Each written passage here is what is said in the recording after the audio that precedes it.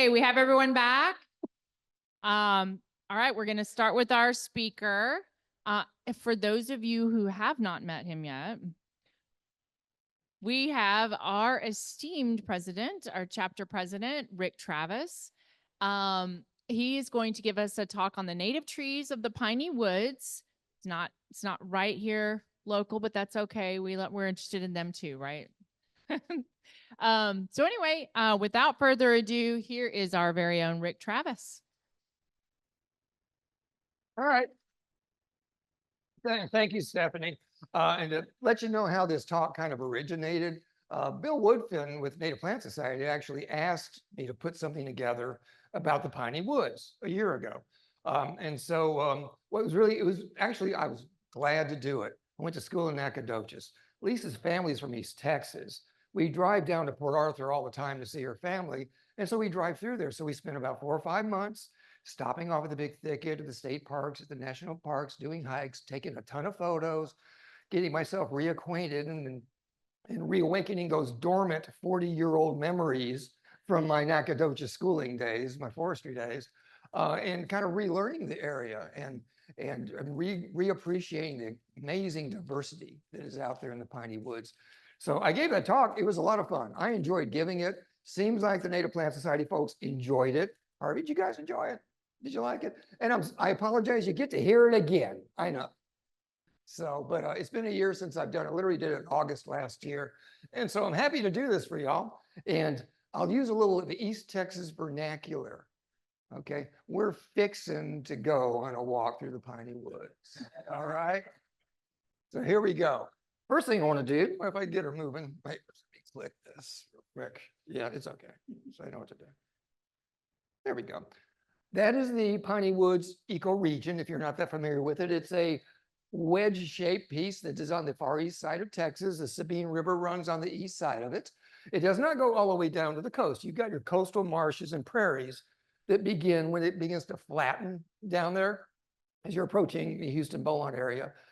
So that green wedge is where we're going to be talking about and the amazing things that we see there.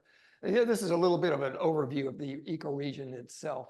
It's gently rolling hilly terrain for the most part. And as you go up and down those hills, the plants and the diversity is crazy because of the relief that you have there. They get 36 to 50 inches of rainfall a year. To put that in perspective with us, we are around 36. So we being DFW, will be at the low end of that. So they tend to get more rainfall than we do, up to 50 inches annually. The bottomlands are clays and loams. That's where a lot of the finer soils have settled in. And there are a lot of bottomlands because there's a lot of rivers that run through the Piney Woods. You got the Sabine, the Neches, the Angelina, the Trinity, and probably a couple I'm missing. So they have a lot of waterways that go through there. Then your upland areas are acidic, sandy loams. They're very sandy. And the soil in general is acidic in East Texas. Versus here. And so they call the area a lot redlands because the soil, especially in the uplands, is sandy and reddish. It has a lot of iron in it. The iron's oxidized, hence you get the reddish color. It's pretty typical what a trail looks like in your upland slopes in the Piney Woods. Now, prior to settlement, this was forest. This was pine, oak, hickory, and all the other species forest. It was all canopy, just about all canopy. Now it's very fragmented. You've got farm and ranch land in there. And then you've also got your pine hardwood forests, and it's just intermittent between the fracking wells and the cropland and everything else. It's a patchwork. Now, if you look at a map, the bottomland hardwood forests, as I mentioned, there's a lot of rivers that go through this area. So there's a lot of broad bottomlands and floodplains. They're extremely diverse with really good, rich hardwood ecosystems within there. And they're also kind of popular with hardwood manufacturers. So a little bit of a concern there with the bottomland hardwood forest in the Piney Woods. You may not know this, but the 4 national forests in Texas are in the Piney Woods ecoregion. Moving from the east to the west, the first up is the Sabine National Forest right here. It borders Louisiana and or the Sabine River. And then you move west, you have the Angelina National Forest. And you keep moving west, you have the Davy Crockett National Forest. And you've got a more fragmented pattern. You've got the Sam Houston National Forest, which is down around the Huntsville area. You may notice you run through some of the signs when you go down I-45. Each of them are about the same size total acreage. The total acreage is about 640,000 acres for the four of the national forests. And also you have next, oh, there we go. You have the Big Thicket Preserve, which was the first national preserve in the nation. If you didn't know that, it's about 113,000 acres of preserved land. It's federally protected. It has 6 water corridors going through it. There are 8, the national parks has identified 8 in 113,000 acres, 8 plant communities. A lot of ecologists that work the Big Thicket say there are 11 plant communities in there. There's a lot. You've got over 160 species of woody species in there, plants and shrubs. You've got over 1,000 species of flowering plants and ferns in this 113,000 acre. You've got 20 different species of orchids. You've got 4 of the 5 carnivorous plants in North America in the Big Thicket. It's a fascinating place. Fascinating place, so high in diversity. And this is a map of the Big Thicket, and you got kind of like 3 layers of it. So let me explain. The actual national preserved park, national parks, is the purple and the yellow that runs along these streams. That's your 113,000 acres. So it's not real huge in context of Texas. But you have the Big Thicket Heritage Trust, which is this area right in here, and they work hard to raise money and to purchase land, and to purchase it, to hand it over as preserved land, either to private landowners that will preserve it, or to get it back to the federal, get it to the federal government, for them to preserve it, to add it to the Big Thicket. Then you have an even bigger area, a bigger organization here, which is the Big Thicket, I'm sorry, this is the Big Thicket Association, the smaller one. The bigger one is the Big Thicket Heritage Trust Fund. And what they do is they educate, they raise money, and they work towards purchasing private land, because most of this is private property, as it becomes available, and to preserve it in its natural state, or to restore it. I also see signs, we've seen signs out there by the Nature Conservancy where they've been purchasing land too. So you got a lot of groups trying to enlarge this area, to add more and more acreage to this preserve, because this area is so valuable ecologically. There's a lot of wildlife out there. I mean, there's the mythical black panther, which nobody's ever really taken a picture of. There used to be bears, but they were extirpated around 1920. The last bears were in the Big Thicket and they were hunted out. A lot of wild pigs. There's a lot of hogs, wild hogs. But I'm not talking about wildlife, so let me back up. I want to show you a few plants, and we're going to get to the wildlife in just a second. We took some of these pictures in the Big Thicket, so let me cover those, then we'll talk about wildlife. A lot of ferns in the area. This is a cinnamon fern, and you can see it's sporangia up there's a cinnamon color. This fern will get about 6 feet tall, so it's a really big one. There are several species of ferns in the thicket. And this is our native palm, which is a dwarf palmetto. They're not too dwarfy. They're about 10 feet tall, some of the ones we saw. The cinnamon fern we saw at a place called Watson Preserve outside of Warren, Texas. You should go there if you happen to go down 287. It's just off the highway, and it's amazing. It's an amazing 1.5 hour walk through there. This we saw north of Nacogdoches in a preserve, the dwarf palmettos. They both like it wet. They like boggy areas. Also got some really cool flowers. This is called a jack in the pulpit. It's a really, really neat flower. The flower comes off on a separate stem, has this little hood over the top of it, and you can see the ovary kind of sticking down in there. It likes boggy areas also. And then we also saw quite a few of these. Anybody know what this is? So a pitcher plant. This is specifically the pale pitcher plant. So how does this work? Well, that's a leaf. Okay, that is a leaf of a pitcher plant. It puts out a nectar up around the lip to attract an insect. The insect gets on that lip. That lip is really slick and slippery. The insect falls down in there. The walls are slick and slippery, and there's also little hairs that point down, making it very tough for the insect to get out. Matter of fact, it kind of keeps pushing it down the funnel, and it makes it harder and harder for the insect to get out. Eventually, it lands into a combination of water and enzymes, and what happens there? It gets digested. It does. It gets digested down there. So why does this plant do that? Why do carnivorous plants, why are they doing this? Where they live is very mineral poor.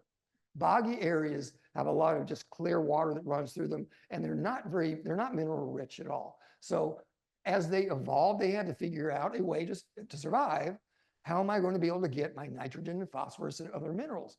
They pick on animals. So they do take some from the ground, but they supplement it by trapping insects and trapping animals and feeding them that way. This is the flower of a pale pitcher plant, and they're really cool. Down here, this is the style. This is the male organ here. This is the ovary. It's like an upside down umbrella, comes up as a separate stem, and it's really neat. And it grows, it's separate from the leaf because you got the leaf over here and you got all these flowers that pop up. So there's the pitcher plant. That is such a neat plant. Another carnivorous plant that we've seen, that we saw there, is the dwarf sundew. If anybody knows this, and some people actually, these are cultivated. There's versions of it you can use a potted plant. The leaves are these pads that have all these little prickles on it, which have basically a glue. They're like fly paper. And when an insect hits it, they get stuck on it, and they're attracted by nectar, but they'll get stuck on that pad, and the enzymes on the pad begin to dissolve the insect. These are pretty small. This is a dwarf sundew, nickel size, the little pad. The little stem you see is going to be the flower that's going to be opening up. We see them on sandy, bare surfaces normally when we see them. We saw these on a trail called the Sundew Trail in the Big Thicket just off of Highway 287, by the way. Pretty cool plant. This is just a pretty milkweed that we don't have here, but there's an East Texas milkweed called the red ring milkweed. It has a beautiful flower. It's pretty large too, about 4 feet tall. It's not a major monarch, a part of the monarch's life cycle, but it was so pretty I wanted to include it in the slides. So it's called a red ring milkweed. All right, now I think I want to talk about, nope, I'm still talking about flowers. Here's some more. I'm going to get to wildlife. I'm going to get to my joke in just a minute. Okay, so these are some of the flowers we see. This is a tuberous grass pink. This is one of the orchids. This is one of those orchids that shows there. It likes boggy, wet areas, and that's where we find it. There's also, this is an iris. And this is a purple pleat leaf, also known as a propeller flower. And we saw both of these at that Watson Preserve while we were there. It's pretty cool. This is off of a bulb. These like it more of an upland area. Like I said, the grass pink is a bottomland. And then this one grows in pine savannas. And this is called a Piney Woods rose gentian. They have a lot of beautiful flowers in the spring that come up in the woods. Beautiful, beautiful area. It's pretty neat. Okay, now wildlife. Here's my joke, and I've ruined it because I've been trying to do it for the last 10 minutes. There's a lot of wildlife out there, folks, okay? But I'm going to tell you what the most annoying wildlife is. Them. That was my joke.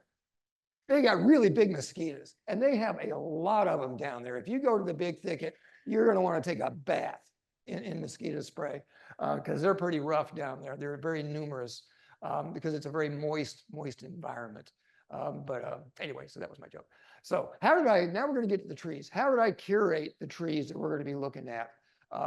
Well, these are species that were living in the Piney Woods ecoregion prior to 1700, prior to our interference. Think of it that way. They were propagating, self-evolving around 1700. And these are species, I curated this to show species that we don't see here on a natural basis. There's a couple that we cultivate here that I'll show you, but I'm not going to show you sycamores, shoe-marked oaks, eastern red cedar. We have them here. Okay, so I'm going to show you trees you don't normally see. So we can talk about some of the exotics that we find there. And we'll start with the oaks. There are 25 species of oaks in the Piney Woods ecoregion. And a quick refresher, 2 groups of oaks. There's the red oak group, acorns mature in 2 years, 2 seasons. And then there's a white oak group. Those acorns mature within a single season. And we have both, and we're gonna look, I think, at 4 or 5 species here. The first up is the blackjack oak. This oak ranges in East Texas, takes a break here, starts back up in the cross timbers in the mid-cities area where you have the cross timbers. It needs sandy soil to germinate, so it just doesn't happen on our clay. But it's fairly, it's pretty prevalent in East Texas. Has a very thick leaf, shaped kind of like a dinosaur footprint, very thick and waxy, very dark, blocky bark, mid-size oak, 60 feet tall, lateral branches. A lot of the branches are pretty low. We see them scattered in with the other oaks in the area. And its partner in the cross timbers, which is also found in East Texas, is the post oak. And this is the widest ranging native oak that we have in Texas of all the oaks. You can identify a post oak pretty easy by the Maltese cross leaf. It's a pretty easy leaf to identify. This tree will get about 50 feet tall and about 50 feet wide in the right conditions with thick lateral limbs. It's a beautiful oak. I love this oak. It struggles in urban areas because it doesn't like soil disturbance. It goes into shock pretty easy with any kind of root disturbance around it. But that's the post oak, and they are scattered all over East Texas also. Both the blackjack oak and the post oak are upland oaks. They're ones that are up on the higher ridges, higher hilltops, sandy areas, okay? They like it sandy and gravelly. But this is your dominant oak in East Texas, in the Piney Woods, and it's the southern red oak. The tree can get huge, 100, 120 feet tall, 5-foot wide trunk. It's everywhere because it grows from bottomlands up to the uplands, and you see them all over the place in the Piney Woods. It requires acidic soil, which is why you don't see it here, but you see it there. Once you get used to them, they are actually easy to identify, but the leaves will be crazy different. Lobes on this tree will be the number of 3 to 13. It can, so if you look over here, this brown leaf here, that's a 3-lober. Okay, a lot of them look that way. But then you start seeing other leaves, and you start getting 5 and 7 and 9 and 11 and 13 lobes. So, but you begin to get a feel for the tree. The tree you would mainly mistake it for might be a shumard, but this tree has very thick furrows and fissures, unlike a shumard when they're mature. So that's one way you can tell them. But the leaf just looks different. It's just got a general shape that is different. Has little bitty acorns, but this is a dominant oak. It's a very fast growing oak also. Next up is the water oak. Oh, let me mention to you real quick. As oaks live 200 to 300 years old, most oaks live a pretty long time. Okay, and I wanted to make that point because we're talking about the water oak. Beautiful oak, grows in the bottomlands, likes bogginess. Is a part of the red oak group. It has very narrow lobes, as you can see, with kind of like 3 veins that come out to feed those lobes. It's a pretty distinctive shape, has light gray bark, not real deep furrows and fissures, gets to about 80 feet tall with nice form, which makes it a really good yard tree. I see it a lot in East Texas, like in Tyler, in front of really nice homes and stuff. A lot of big stately water oaks. But here's your problem with it. If I even wrote it here, I didn't. This oak lives 60 to 80 years in good conditions in the woods, not in an urban setting. They have like fruit tree lifespans. And most oaks are not like that. So I'm afraid those folks that got some of those 50, 60-year-old homes are going to end up having some grief here before long as their trees begin to die back. But it's a beautiful oak, but it's an amazingly short-lived oak. It's fast growing, very fast growing, but it also burns out, kind of lights the candle at both ends pretty quick. And this is, from a lifespan standpoint, this is the exact opposite. Your white oak, classic white oak that lives all over in the northeast United States and lives in East Texas also. Your classic oak leaf. If somebody were to ask you to draw an oak leaf, you'd probably draw that. Has shaggy bark on it, can get up to 100, 120 feet tall, 6-foot wide trunk, 1-inch long acorns, pretty good long acorns. This tree lives up to 600 years as opposed to the water oak. So this is one of the longest lived, if not the longest lived of the oaks. A very beautiful, stately oak with beautiful form. And that's the white oak, which is a member of the white oak group. So that's the oaks we're going to talk about. Now let's go to another major group in the Piney Woods, and that's the hickories, which are related to the pecans. But we're not talking about pecan because we have them here. So there are 10 species of hickories in East Texas. They all produce nut-like nuts. They're all edible to varying degrees, some better than others. And their outer husk is woody and it splits like a pecan does, kind of similar, but they're rounder. And as I mentioned, the fruits are edible. So we're going to talk about 2 of them. This is the most common hickory in the Piney Woods, the mockernut hickory.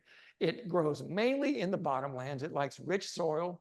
It looks closer to a pecan leaf to me than most of the other hickories. It'll usually have 7 leaflets on it with a terminal leaf, and they're falcate. By falcate, I mean they're a little bit banana shaped. If you notice, pecan leaves turn back towards the leaf stem a little bit. Mockernut leaves do that too. Plus there's an orange, kind of an orange downy hair that's underneath on the bottom side of the leaves and along the leaf stem also. That's one way you can identify them. They have brown, dark bark on them, and they live 300 to 500 years. They're bottomland trees, and this is the preferred host for Luna moths. So if you've got a good stand of mocker nuts, that's a pretty good place to, if you're going mothing, to find yourself some Luna moths. So that's probably why you have so many Luna moths in East Texas, because this is their host tree, their preferred host tree. And this tree is the shagbark hickory, and its claim to fame is it has the second sweetest nut next to pecan. They're actually sold commercially. The shagbark hickory leaf is kind of a lighter green, and usually it's got 5 leaflets to it. And its bark is very, very shaggy. It has these plates that just peel off, and they're really hard. You'd think they would be kind of soft because they're peeling off. It's hard wood, but it peels off and has this really, really shaggy look to it. These seem to grow, they'll grow in bottomlands, but they'll grow up slope a little bit too. And they'll get big also. They'll get to about 100 feet tall. And it's also another very long-lived, 500, 600 years are how long these hickories will live in the right conditions. So those are our hickories. Now we're going to talk about a couple of maples. There are 5 species of maples in piney woods.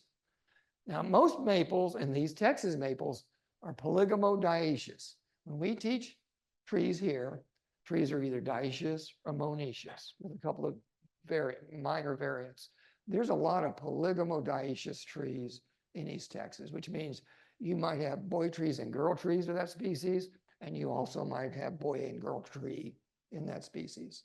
It covers all the bases. So that's what that means, and that's what that little purple box means, okay? So the first one we're going to talk about is the red maple. Beautiful tree. It's cultivated a lot in East Texas. I've seen people try to grow it here, but it likes acidic soil, so it doesn't do great here. But it is a beautiful tree, and it's aptly named. In the spring or in the winter, the buds are a bright red. Then in the spring, the males have a bright red flower on them. And then when those female flowers get fertilized, the samaras are a bright red double samara. And then as your leaves come out, you have bright red petioles on the leaves. And then as fall comes, these trees will turn an orange, a yellow, and mainly a bright red. There's so much red about this tree. It's such a bright tree. They tend to be an understory tree. They like it wet. You find them near creeks a lot. They'll get up 50, 60 feet tall, but you tend to see them as an understory tree most of the time. The other maple to share with you is the cousin of the sugar maple, which is the southern sugar maple. And it's got your classic Canadian flag maple leaf shape. It's almost identical to the sugar maple leaf. Its samara, its double samara is yellow. In the fall, they turn yellow. The leaves do on this tree. They're not very big. It's a streamside tree, 40, 50 feet tall. They can be tapped. They can be tapped for sugar. Not as productive as sugar maples, but they can be, and they're a pretty tree. Okay, that is our maples. These are called the piney woods. So now we're going to talk about the pines. The pines are gymnosperms. They're conifers, right? Which is a subset of gymnosperms. Do you remember your basic biology? Gymnosperms means naked seed. Gymnosperms, from an evolution standpoint, preceded the angiosperms. That was the first, type of plant that has seeds. So what they mean by naked seed is you've got a cone, and the seeds are open to the air inside the wedges of that cone. They're not covered by a fruit, which is what angiosperms do. Okay, the leaves are needles, and they're bundled in clusters. Some people call them sheaves, but I learned them at SFA as fascicles because it's a fancier name. So we're going to use the word fascicles, and that's Lisa at Tyler State Park looking up at a very large pine. The first one we're going to talk about, which is the one I'll spend the most time on, is the longleaf pine, which has a great natural history and a bit of a sad story to it. You find it primarily in the southeast part of the Piney Woods area. It has, from an identification standpoint, very long needles, up to 15 inches long, and there would be 3 needles per fascicle. The cones are very large, up to 12 inches long and 6 inches wide. They're really big. And the trees are very stately. They'll grow up to about 120 feet tall, straight as an arrow, with a very high crown. And it is also the principal home for the red cockaded woodpecker, which is an endangered species. And we'll talk a little bit about why that is in just a minute. But let's talk about how this grows. The longleaf pine is a slow growing pine, and it's a little odd. It's fire dependent and it requires sun. When it first germinates, the pine comes out of the ground and doesn't just grow up like a tree. It will be a puffball of needles on the ground. It's called its grass stage.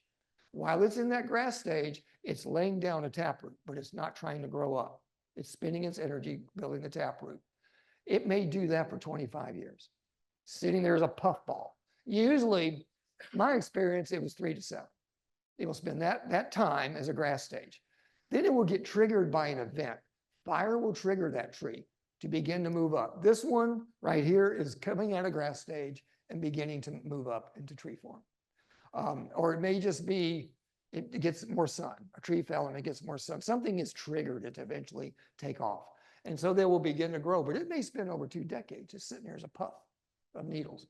So that's a fascinating tree. Now this is what a stand of longleafs look like. And this is at the this was at the Sundew Trail in the Big Thicket, I believe, Lisa. We took this picture. They have a nice longleaf stand there, and longleaf stands are very park-like. The term that is used a lot is longleaf pine savannas, because you won't have a lot underneath it. Once again, they're fire dependent. They require those fires, and they were kind of spread out. They don't jam up against each other in a natural state to give each other sun and to give each other space. But do you see how tall they are before they even have a crown? Beautiful tree, beautiful wood, beautiful lumber. That's what led to the problem. So let's talk about that for a minute and talk to you about a place you can go that we've gone a few times. Longleaf pines used to comprise 60% of the pine acreage in the United States, Southeast United States. It's a yellow pine. Southern pines are called yellow pines. That's another term for them. They now are at about 5% of that original range. So they're almost as devastated as our tallgrass prairies. They were lumbered out for the most part. Fire suppression and lumbering has largely eradicated this tree at 95% of its range. So, and what they would do is mills would come in, plop down in an area, clear cut that area for 20 to 40 years till they wiped it out, created a town. You had a mill town. You had a town there. And then when it's all done, pack it up, go to another area, do the same thing. They started doing that practice around the Civil War and started running through it. And then by about the mid 20th century, the longleaf pines were for the most part gone. And they pretty much wiped them out. This particular one, if you look at the pictures on the left, this is an advertisement for the Aldridge Lumber Company. Aldridge is a ghost town in East Texas. And it's a hikeable distance from the Boykin Springs recreation area. And we've hiked there. I'll talk about that in a minute. That was the mill. Picture of the mill advertising its longleaf yellow pine. This is a picture of the Aldrich tram, the narrow gauge railway that would run the lumber to the mill pond, into the mill. And you can see how perfect those logs are, how beautiful they are. These trees were 300 years old, and they took 300 years to get to that size, and they clear cut and didn't even attempt to replant. So this area just got taken over by other things, which we'll talk about in a minute.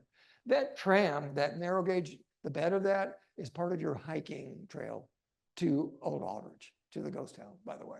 You actually walk that tram. So on the right side, this is what's cool about the Aldrich ghost town. Parts of this mill were apparently had a couple concrete buildings. They're still there. And they're being swallowed up by the jungle that is the Piney Woods. And a lot of the foundations for some of the buildings are still there. That's my son-in-law there standing on one of the foundations. So it's spooky as heck. It's a 4-mile walk. But it's pretty neat to take that walk and to take that hike in there to see some vestiges of this old mill town. It was formed around the 1880s and it was done by the 1920s. And they were gone. And Aldridge is now, like I said, just a ghost town. And you can see these very straight. You can just see what they were cutting. They just took them all down. The Forest Service is attempting to restore longleaf pine forests. There are some by the Boykin Springs recreation area that you can go through and walk through. But that's what happened. So what replaced the longleaf pine? This tree did, the loblolly pine, easily the dominant pine tree in the Piney Woods. Now, it's a huge, fast-growing pine. It's very fast growing. Overall, in its overall lifespan, it is the fastest of the yellow pines. But they can get big. They can get up to 120, 150 feet tall with a 6-foot trunk if you give them enough time. You give them two or 300 years. The needles are not as long. They're about 10 inches long. The cones are about 5 inches long, so they're a little bit smaller. You do have 3 needles per fascicle, like the longleaf pine. They're very resinous. So you'll see resin coming out. And if you ever cut a branch or a limb of a loblolly pine, you get major turpentine smell and a lot of resin that will come out of the tree. This is our primary lumber tree now. It's also used for pulpwood. But that is definitely the dominant pine tree in the piney woods now, is the loblolly pine.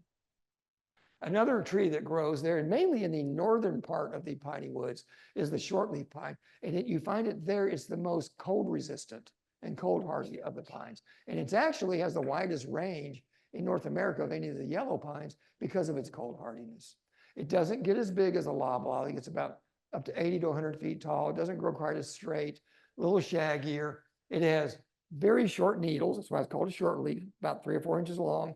2 needles per fascicle. That helps you differentiate it from a loblolly. Very small pine cones, 2 to 3 inches long.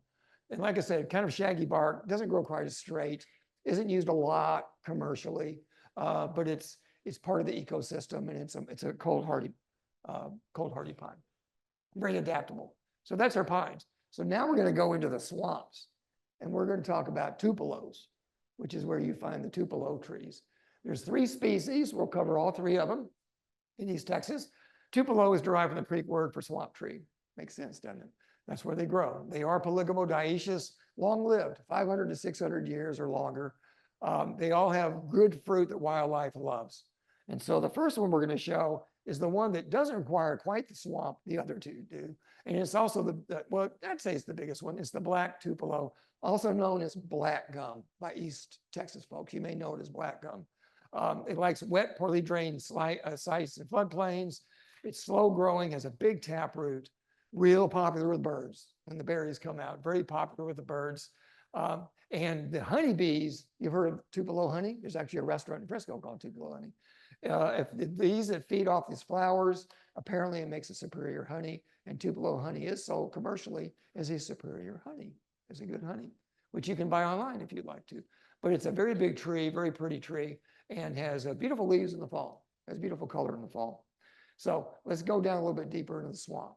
And then the next one is the swamp tupelo. Doesn't get as big, has a kind of more of a lanceolate leaf, blunt tipped, is much smaller. The tree is smaller, 60, 80 feet tall. It likes to sit itself in shallow running water. And this is in the big thicket. We took this picture, and this was a little island of 4 or 5 of them, and around it was about 1 inch of rippling water going around it. It was in its perfect happy place. So that's where these guys like to grow, the swamp tupelo tree. And then the weirdest one of them, the spookiest one of them, is this guy. This is a water tupelo. This is a semi-aquatic to aquatic tree. It has big leaves that can be about 10 inches long. It has a fairly smooth trunk. Its trunk up high will be about 4 feet, but it will flare into a buttress 12 feet wide. This picture was taken at Village Creek State Park in the thicket. And on top of that big buttress, you can see these lateral roots that come out like legs on this thing. You ever seen the movie Day of the Triffids? This reminds me of those plants. This thing's going to come crawling out of that water and chase you because you've got these lateral roots that come out. And those roots are really soft and they're very corky. And they actually are used for corks, for corkage. But the tupelo can get very big. It likes it in the water. It's standing in the water, and it has adapted itself to grow in the water. So that is the water tupelo. And this is where the mosquitoes were absolutely devouring me when we were in here. You literally couldn't stop. As soon as you stopped, they would just cover you. So anyway, if you don't like mosquitoes, you got to deal with that. Okay, so other piney woods trees, we'll go through these. Most of these are smaller trees, but they're very valuable, very pretty. Allegheny chinkapin. This is a cousin of the American chestnut, same genus. Edible fruit, just like the American chestnut. It looks a lot like American chestnut with a hairy cover to it and with the edible fruit inside, but it's small. This tree gets maybe 30 feet tall. And you notice the leaf looks like a chinkapin oak leaf. Now you know where chinkapin oak got its name. It was named after the leaf. It has a similar leaf to the Allegheny chinkapin. The nutlet is edible and sweet. It is moderately resistant to the chestnut blight, but there's a little worry that the range on this is decreasing, that it may be kind of like death by 1,000 cuts. The chestnut blight may be slowly shrinking its population down. So there's some concerns about it. If you don't know about chestnut blight, let me give you some horrific numbers. Chestnut, American chestnut was the primo tree, the most valuable tree in the northeast United States, in the eastern United States, along the Appalachians and all through that area. Huge tree with the edible chestnuts, environmentally extremely important.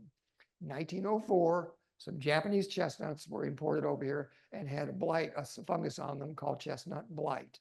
Japanese chestnuts are completely resistant to chestnut blight. American chestnuts have no resistance to it.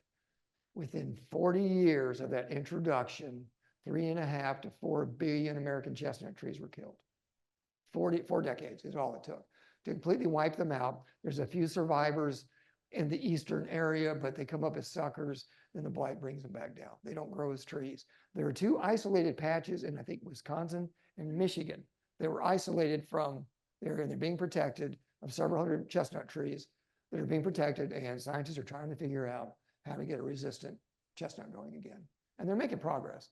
But anyway, that's the story of the American chestnut. So this is a cousin to it. Next up is another really neat tree, the American beech. A big tree, tall tree with alternate simple leaves with wavy teeth on the edges of it that has edible fruit also with these neat little spiny covers over them. This is the tree that has very smooth gray bark, and your classic when somebody puts like Rick loves Lisa with a heart. That's the tree that you carve that in. That's the classic carving tree. And that's what this tree is. They like deep, rich soil, and they're pretty susceptible. I mean, they're susceptible to root zone disturbance, kind of like the post oak I talked about. But they're fairly resistant to most diseases. But the beech nut, like I said, is edible. Our settlers would use the oil from the beech nut like they would use olive oil, use it in cooking and things like that. So beech oil was an important product way back. And next up is the American holly, which there are 1,000 cultivars are. This is the basis of all these cultivated hollies we have. Tall tree, get to about 60 feet tall, very thick leaves on them. This is a dioecious tree, and like our own local elbow bush, it has a 10 male to 1 female sex ratio. So it's a little like the old days of College Station. So you young ones won't get that. So, but that's how it works. So if you find one with berries, it's good. They're not edible. Okay, they're for us. They're edible to wildlife, but they're not for us. They would make you sick. But it's a beautiful, American holly, especially the female, is a beautiful, beautiful tree. Bald cypress, we have them here. They're cultivated here. They do not germinate here. However, I'm going to invite you on a trip in just a second. Very tall tree, known as the redwoods of the South because they'll live 750 years. They like it wet, but they're adaptable, as you know. That's why you can plant them and they'll grow in parks. They don't have to be by the water. They are a conifer. They are called bald cypress because they drop their needles, don't they? So they drop them, hence that's how they got the name. And as I mentioned, what they call sequoia of the East. And so they're a valuable tree. I've only seen 2 bald cypress trees germinate in the wild in all my ramblings in this area. And they're here at the herd, way down in a slough sandbank, right near the edge, past Sycamore Trail, when we were doing the tree survey 5 years ago. We ran into 2 of them in a spit that were growing. They were about this tall. I haven't been back there in 5 years. I'm planning on taking a hike during the dry season back there to see if they're still there and they've survived the droughts and the floods. Anybody who wants to go with me, let me know. Because I'm going to get with the grounds. I'm going to get with Braden and see if she wants to go and take a little hike, off-trail hike, to go see, because I'm very curious. I don't see these germinating here. I suspect it's because we don't have much sandy soil and the pH is probably wrong too. So, but they will grow if you plant them. Remember with a tree, they're most pickiest and vulnerable when they're a seed, and that dictates their range a lot of times, that they just don't germinate. You might be able to plant them and they'll grow, but the seeds don't germinate, and that's the case here. One of my favorite trees, sassafras, common sassafras. They'll grow in little groups because they're rhizomatic or rhizomiferous. They have rhizomes.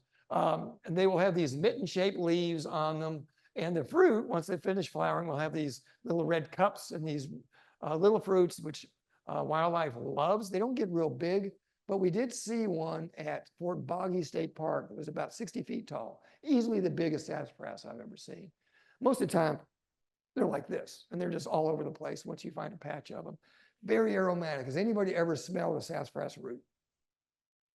It was the basis for a drink called sarsaparilla in the olden days, which morphed into root beer. There you go. And it's very fragrant, and you can make sassafras tea, which is sold commercially. It's very fragrant. The leaves are fragrant. The roots are very fragrant. One of my favorite trees. It's really, really a neat little tree. Flowering dogwood, a beautiful dogwood and a cousin to our own roughleaf dogwood. So I'll tell you the similarities and the differences between the two. The leaves are shaped about the same as our roughleaf dogwoods. The veination on them is about the same as our roughleaf, but they're not rough. They're smooth to the touch. The bark is different. It's got kind of a blocky, semi-blocky gray bark to it. These do not like sun. They're shade lovers. They're a true understory tree. The flowers are very different. And don't let this flowering dogwood fool you. You know, with the roughleaf dogwoods, it's a little 4-petal flower and you have a bouquet of them. You know, like a batch of them, a bunch of them. That is actually not a single flower. Those are the bunch of flowers. Those are 4 bracts that are hanging off of it to make it look like one big flower. But what you actually have is a cluster of little flowers in the middle with these 4. So they kind of fool you a little bit on the way they go about their flowering, but they're very pretty when they flower.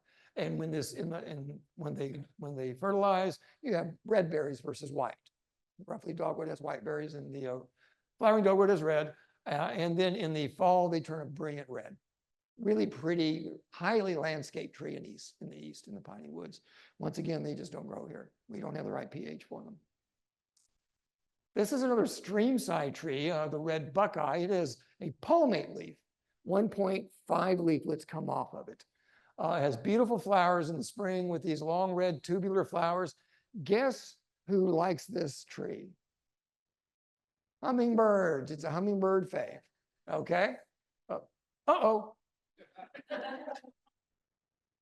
One moment. Yep. One moment, please.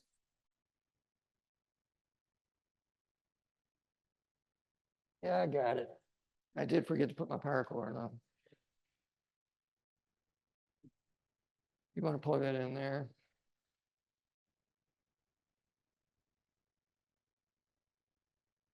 You got it?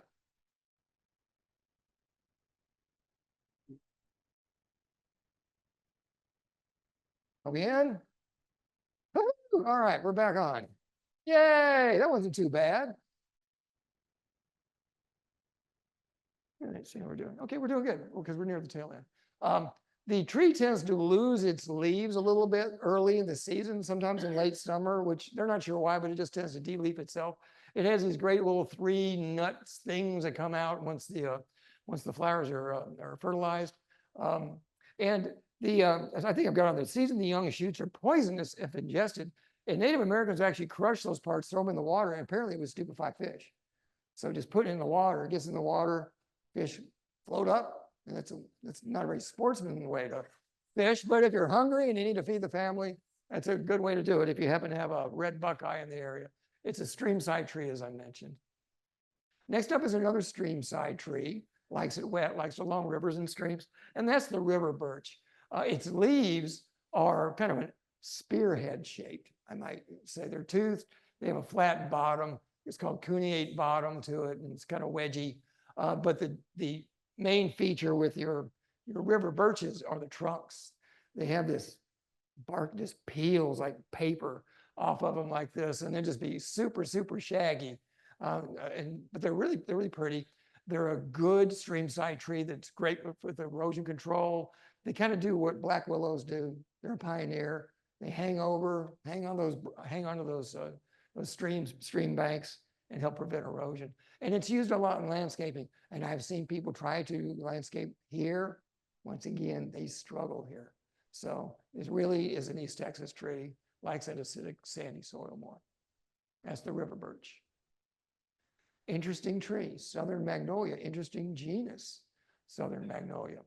Now the gymnosperms, the pines, predated our angiosperms, right?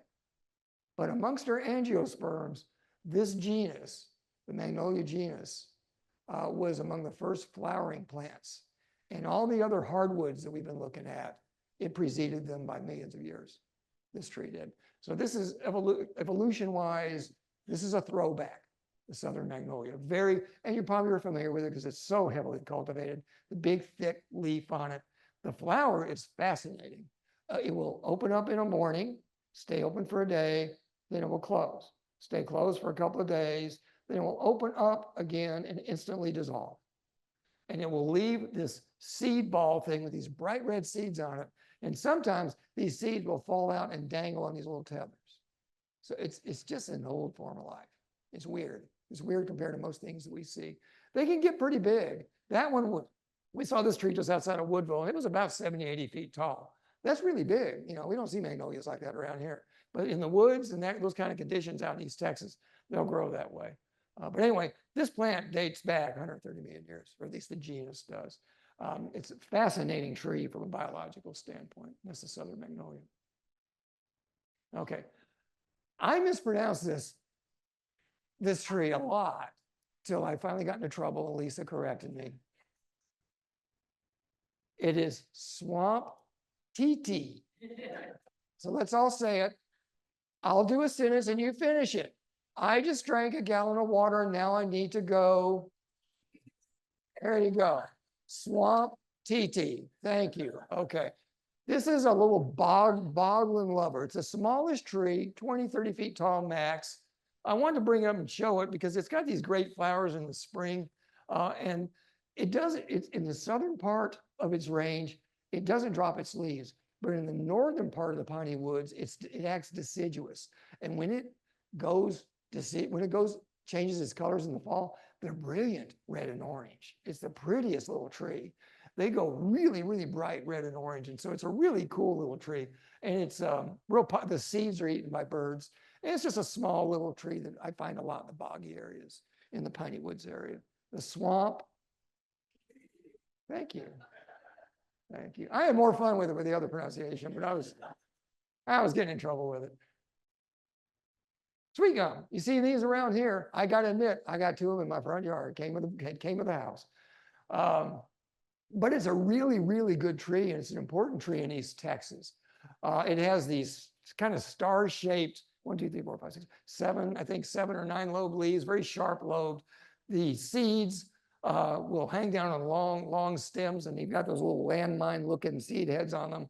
Birds love them. They have light gray bark. This tree gets really tall in East Texas because they kind of fight for sun a little bit. They'll be 120, 130 feet tall at times. They'll be very narrow with a very narrow canopy that will run up. You see them, if you drive down the highway, you'll see them mixed in with the pines, as tall as the pines. This tree is number 2 in production to oaks, in wood production of the hardwoods. It's used a lot in furniture. I think its framework in all of our couches is probably sweet gum because it's apparently a good resilient hardwood and is utilized a lot in the furniture industry. So it's pretty in the fall. It has pretty colors in the fall. And it also has got pretty gummy sap. So they used to use it for chewing gum. You could wound it. If you put a wound on sweet gum, it will gum out quite a bit. And that's the sweet gum. Actually, I think this is my last tree of the group. And this is a Yopon holly, which I'm beginning to see it naturalizing in the cross timbers area. Not here so much. I run into it rarely in the Blackland Prairie, but they're all over East Texas.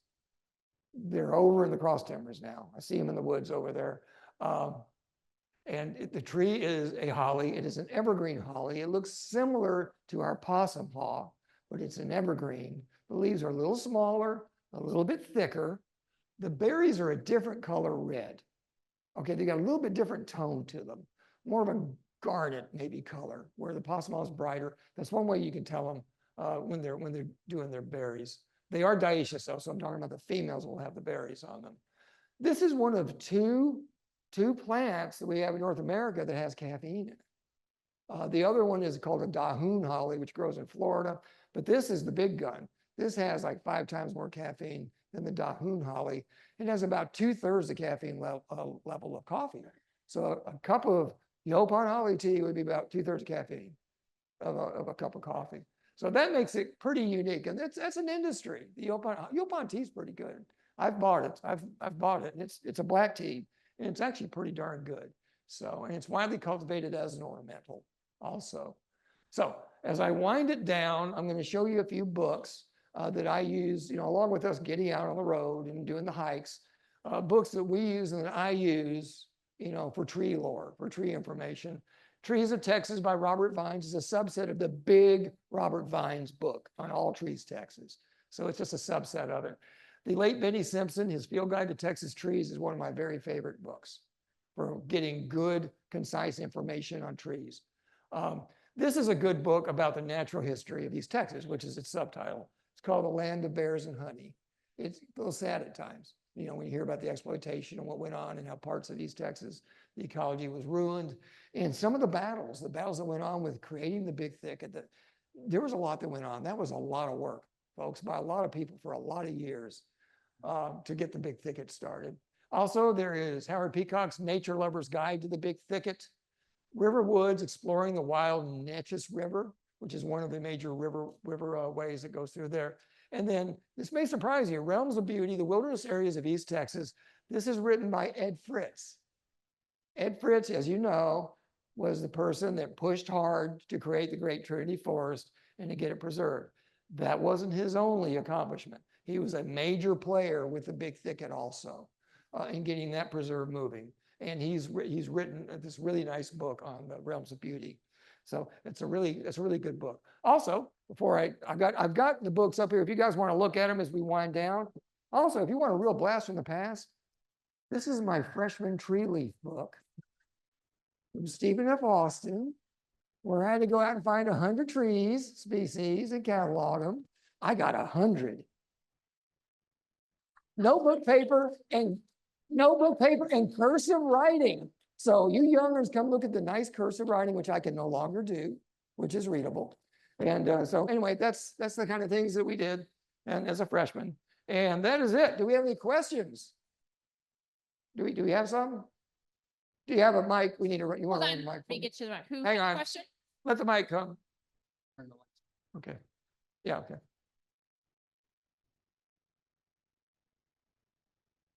Is it on? The question online from Bobette is, the squirrels are eating my red oak. Any suggestions on how to stop them? Yeah. He did a sign of like the pretend.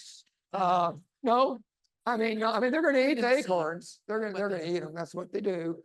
But if it's a big red oak, there's plenty there to share. If it's a big oak, I know if it's small, they're losing them all. I'm going to lose all my pecans on my small pecan tree. I know at some point, but that's what squirrels do.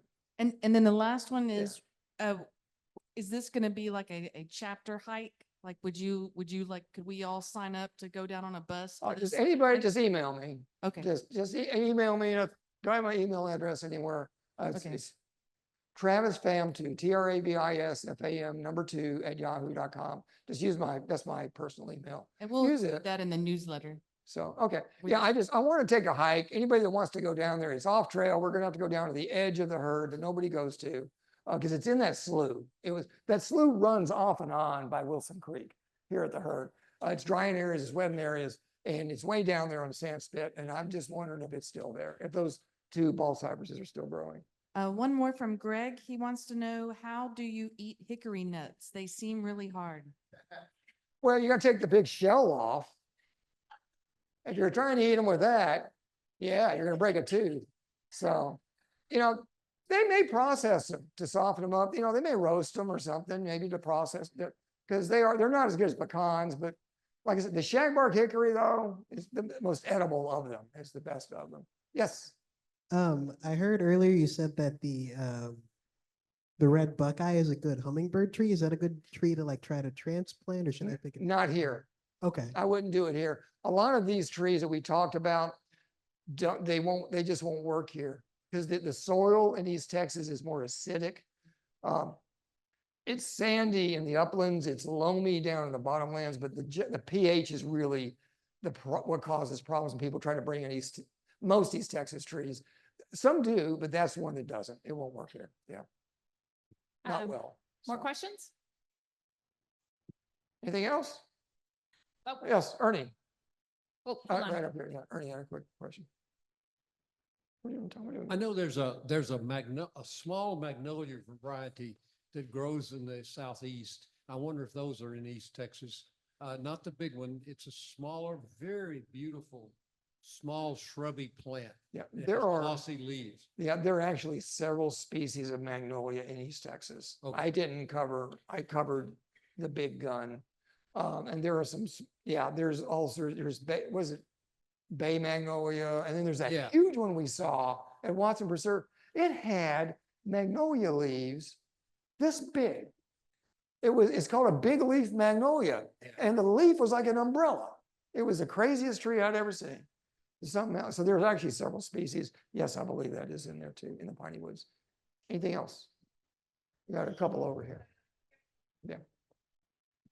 Yeah, I bought a sundew plant off of Amazon. You and did? I found that you have a presentation on that. Uh-huh. I was wondering, how is it grown in like nature? It's like under canopy We or? find it, where we have found it ourselves is on bare sand. We won't, in a bottomland. Got to remember, it's very different from our land here. Okay, you'll have bogs and bottomlands and clay pans. That's what you find in the big thicket. That's why it stays so wet. But there's a lot of areas that will kind of dry out, be kind of sandy, and we find the sundew there. I mean, you got to be looking. They're just little bitty and they're flat. You got to really be looking. But we find them on bare sand, don't we, Lisa? And she's pretty good at spotting them. That's usually where we find them. But they're in areas that get flooded. Yeah, yeah. They're not like in the greenery. They're never in the greenery. They're like on the sandy area. So I have a trivia question. Uh-huh. Who wrote the song Tupelo Honey? Who did? Who did? Who knows? Who? Did he? Okay, Van Morrison.